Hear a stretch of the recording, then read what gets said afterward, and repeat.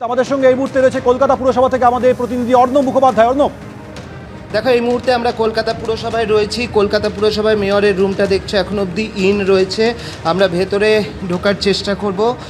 ভেতরে এই মুহূর্তে আমরা যদি দেখি তাহলে দেখব যে মেয়র ফিরহাদ হাকিম তিনি কিন্তু এখন রয়েছেন কলকাতা পুরসভার ভেতরে। আমরা দেখতে পাচ্ছি যে দেবাশিস কুমার রয়েছেন, এখানে পুর কমিশনার রয়েছেন, সবাই রয়েছেন, পুর কমিশনার থেকে পুরসভার সেক্রেটারি থেকে মেয়র সবাই এখানে রয়েছেন। আমরা মেয়রের সঙ্গে কথা বলে নেওয়ার চেষ্টা করব। তিনি কন্টিনিউয়াস মনিটরিং করছেন। আমরা মেয়রের থেকে জানতে চাইব, মেয়র সাহেব কী পরিস্থিতি এখন, শহরের পরিস্থিতি? এখনও বৃষ্টি হচ্ছে এবং আমরা সতর্ক দৃষ্টিতে দু একটা গাছ এদিক ওদিক পড়ে গেছে, সেগুলো টিম পৌঁছচ্ছে পরিষ্কার করে দেওয়ার জন্য। এখনও সেরকম ভয়াবহতা নেই, কিন্তু আমরা আশা করছি যে রাত বাড়ার সাথে সাথে হয়তো আরও উইন্ড স্পিডটা বাড়বে এবং বৃষ্টি যদি হয় তখন আমাদের পাম্পিং স্টেশনগুলো এখনও চলছে। 3টের সময় আমাদের লক গেটগুলো পড়ে যাবে। তারপরে যে বৃষ্টিটা হবে সকালের দিকে কিছু জায়গায় জলমগ্ন থাকবে। আবার আমাদের যখন 11টার পরে যখন লো টাইড শুরু হবে তখন আবার আমাদের জলটা নেমে যাবে। কালকে আমরা জানি কালকে সোমবার, শহরের একটা কর্মব্যস্ত দিন, সেই সময় কি পরিস্থিতি হবে? কারণ কালকেও যেরকম আবহাওয়া দপ্তর একটু আগে প্রেস কনফারেন্স করছিলেন, তারা বলছিলেন কালকেও ঝোড়ো হওয়ার প্রভাব এবং বৃষ্টি থাকবে। দেখেন, যদি এই যা বৃষ্টি এখন হচ্ছে সেই বৃষ্টি যদি মাত্রা না বাড়ে, ধরুন 1 ঘন্টায় 200 মিলিমিটার বা 150 মিলিমিটার, 100 মিলিমিটার যদি হয় তাহলে কিছু কিছু জায়গায় জলমগ্ন থাকবে। কিন্তু বৃষ্টি কমার পরে যদি লো টাইড থাকে তাহলে 2-3 ঘন্টা বাদে বৃষ্টির জলটা চলে যাবে।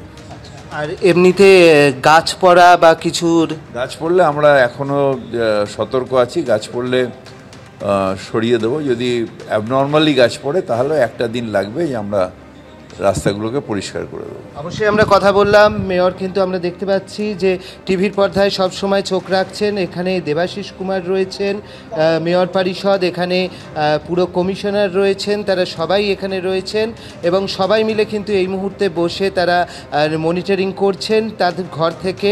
এখন এত রাতে তারা বসে রয়েছেন। কলকাতা পুরসভা পরিস্থিতি মোকাবিলায় যাবতীয় ব্যবস্থা নিয়েছে। তুমি আমাদের সঙ্গে থাকো।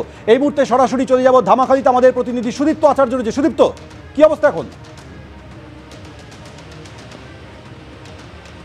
একদমই 3 ঘন্টা আগে যেরকম অবস্থা ছিল এখনও কিন্তু ঠিক সেই রকমই অবস্থা, অর্থাৎ প্রচণ্ড ঝড়, প্রচণ্ড মেঘে ঝড় এবং তার সঙ্গে কিন্তু প্রচণ্ড বৃষ্টি।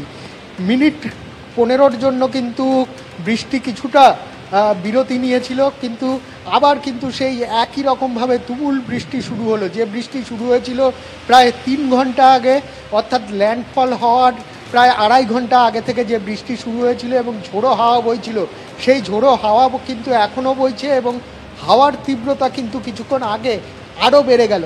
এবং আমরা যেটা দেখতে পাচ্ছি যে বিদ্যাধরী নদী এবং রায়মঙ্গল নদীর সংযোগস্থলে এই ধামাখালি এবং বিদ্যাধরী নদীর জল কিন্তু আমরা যেটা আগে দেখাচ্ছিলাম যে যেরকমভাবে জল বাড়ছিল তার থেকেও কিন্তু এখন ঢেউয়ের পরিমাণ আরও বেশি। আমার ক্যামেরা কিন্তু সেই ছবি দেখাতে পারবে না, কারণ পুরো জায়গাটা কিন্তু অন্ধকার, কিন্তু আমরা যেটা দেখতে পাচ্ছি খালি চোখে সেটা কিন্তু প্রচণ্ড পরিমাণ ঢেউ কিন্তু আছড়ে পড়ছে এই ধামাখালির যে তট রয়েছে সেই তটে। এবং এখানকার মানুষ তারা কিন্তু কিছুটা হলেও আশ্বস্ত হচ্ছিলেন, যেহেতু বলছিলাম যে মিনিট 15 আগে কিন্তু বৃষ্টি থেমেছিল।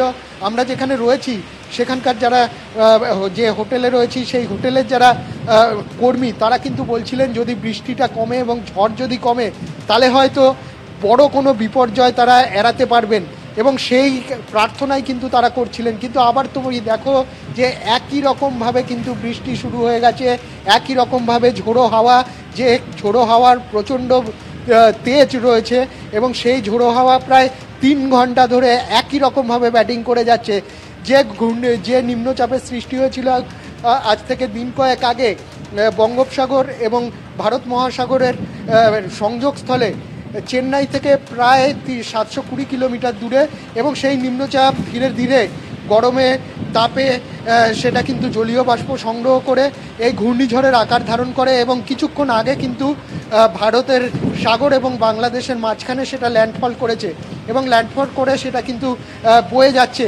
আমরা দেখতে পাচ্ছি, আমরা জানি যে আবহাওয়া দপ্তর বলেছে যে উত্তর 24 পরগনা এবং দক্ষিণ 24 পরগনা এফেক্টেড হতে পারে, অর্থাৎ রেমালের প্রভাবে প্রবল ঝড় এবং বৃষ্টি ধামাখালিতেও।